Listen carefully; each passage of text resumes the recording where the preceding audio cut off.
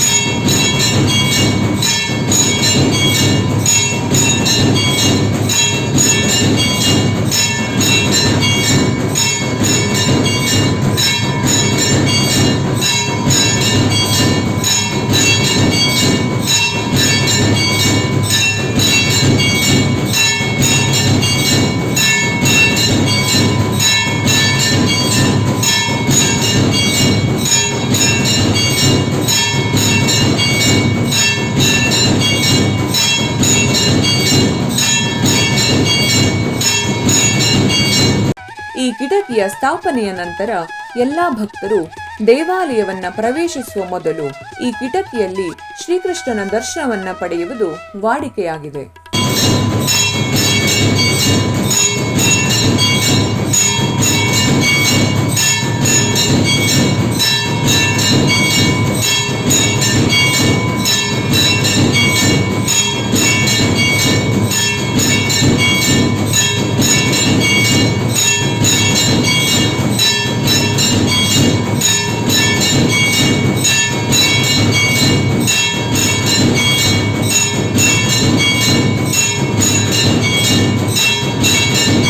ಕನಕನ ಕಿಂಡಿ ಹೇಗಿದೆ ಮತ್ತು ಅದರ ಇತಿಹಾಸವನ್ನ ಈ ವಿಡಿಯೋ ಮೂಲಕ ತೋರಿಸಿದ್ದೀವಿ.